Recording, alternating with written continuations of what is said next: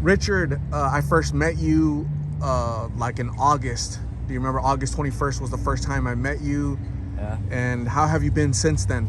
Um, there's been a couple ups and downs, but I've actually thought about what you said around the time period. Uh,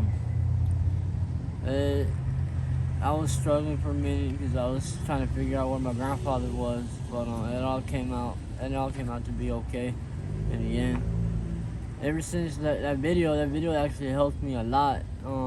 It actually gave me confidence on a new like there's hope out there.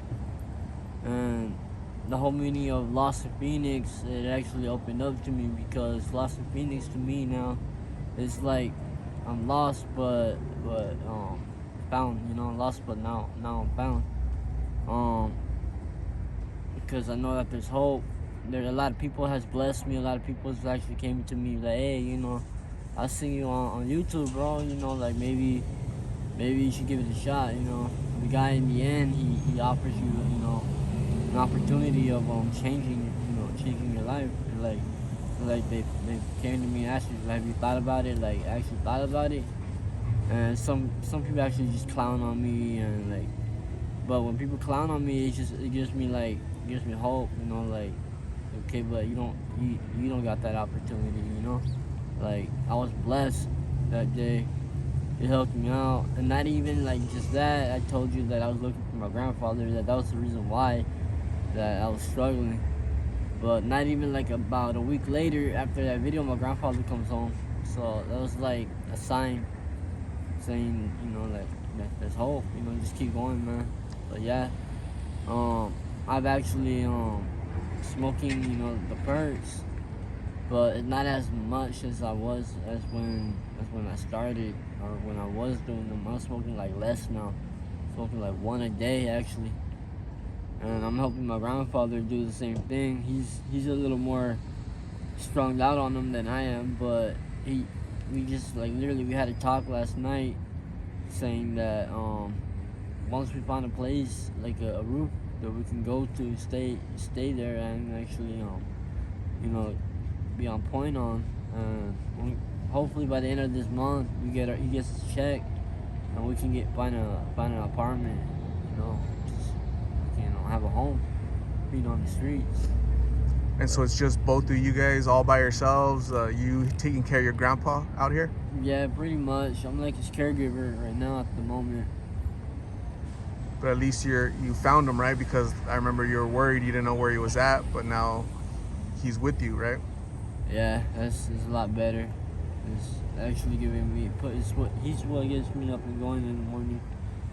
You know, Gives you like a sense of responsibility, somebody you have to I have watch to out look for. out for. Yeah, yes And, sir. and that's a sign that you guys use to panhandle, the sign that he has right there. Yeah, we panhandle to get our food, pay for his medications.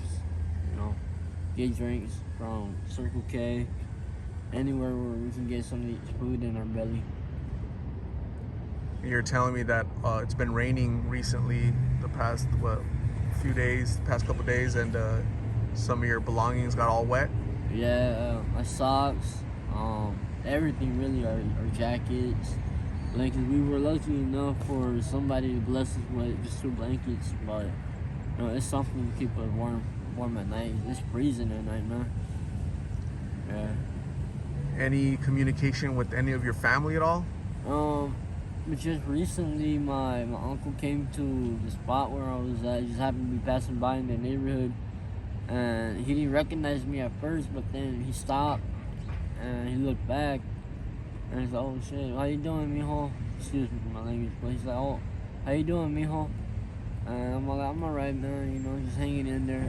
He's like, "Alright," and he blessed me with a couple bucks to get something to eat, and he gave me a burger. He was just coming from McDonald's, so he gave me what he had. But yeah. And what are your plans? Like, where do you hope to be? I know you're talking about getting an apartment for you and your grandfather, but ultimately, long term, where do you want to be? What do you want to be doing?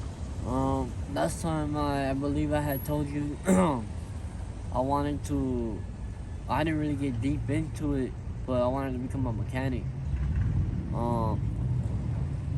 What got me in mechanic was my father. My father used to work on lowriders and stuff.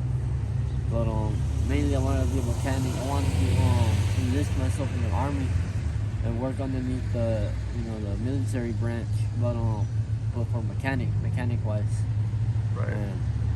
And like maybe like jump off from mechanic to gunsmithing, from gunsmithing to mechanic, just back and forth. Yeah.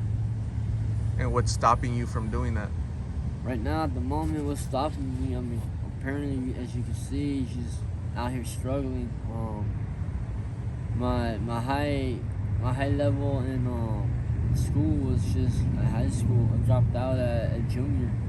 Maybe that's really what's stopping me, not having like a diploma or education. But I lost my ID. I just recently found it. Not too long, like maybe 5 days ago, I just found it. I lost my ID, my birth certificate, and my social security card. That's what's really holding me back. And another one is just those applications, bro. You gotta keep putting them in. Nobody hasn't really tried to get in contact with me. I put a couple applications in for Taco Bell, but I guess I gotta keep bugging them, But So really just out here on the streets is what's holding me back. yeah, just try to stay safe while you're out here, and get well, go get some treatment, take care of your grandpa, so he doesn't get sick anymore, right? He was in the hospital last time I talked to you, or you thought he was in the hospital, right? You hadn't seen him in a while. He ended up being in the hospital. Excuse me. He ended up being in the hospital because he had caught pneumonia. And just recently, not even like maybe about 2 months ago, he just got out again from the hospital. He got pneumonia, and the last time the main reason was because he had pneumonia and he had a bone marrow infection in his spine, and that's the reason why he's in the wheelchair right now. I mean, don't get me wrong, he can get up and walk, here and there, but this is temporary. It's not long term. Yeah. You're very close to your grandpa, right? Yes, sir, I am. I'm like his baby, man. He's been taking care of me since I was in diapers. Now I look at it like, well, now it's my turn to do my part and take care of him, Yeah. Well, that's really cool. You got a big heart, because a lot of people would forget, would forget about, their family and trying to help. So, it says a lot about your character, your personality, the type of person you really are deep down inside. And I still hope, Richard, one day that you can leave all this behind, being out here in the streets, and go be a mechanic, go in the military, go do whatever you want to do, man. Let that heart lead you, because you're such a good guy that you can do whatever you want to do, right? Yeah. It's just you're kind of just stuck in a rut right now, and you're out here, and the best thing to do is probably seek treatment and just get better, right? What do you think? I see it. It's the same thing we talked about back in August, right? So 4 months have passed since then, and here we are, and you're not guaranteed another 4 months or 4 days, with the way, or 4 hours, or 4 hours, exactly. 4 hours, Exactly. Time is precious, right? Life is super precious, but you absolutely do have a really good heart. That's the first thing that comes off. That's what I get. That's a sense that I get about you. This is the second time I talk to you, and right away, here's your grandpa right next to you. You're not abandoning him. You're not leaving him. You could, right, and go do your own thing, but you choose not to, right? Why? Because you obviously love him. You want to take care of him, even though you have nothing to give, but you offer whatever you can, right? Protection, love, and together you guys are out here just trying to survive. Yep. So I want to say thank you very much for talking to me. Thank you for the update. Grandfather, is really nice meeting you. Get treatment soon. Get well, both of you guys. Okay, support each other, love each other, and we'll talk soon. I'm gonna give you my contact information. I gave it to you last time, but you lost it, right, Richard? Yeah. So I'm gonna give you my card with my number, my name, so you can call me if you need some type of help or wherever. Okay. So I'm gonna hand you a goodie bag right now.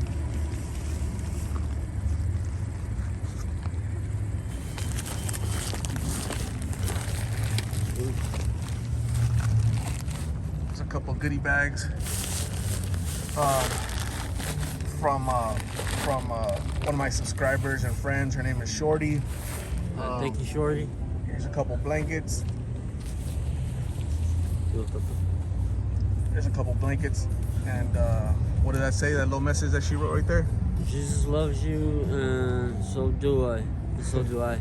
Yeah, so stay warm, take care of yourself, and be good, okay? All right, man. We'll talk soon, brother. All right. Thank you. Thank you.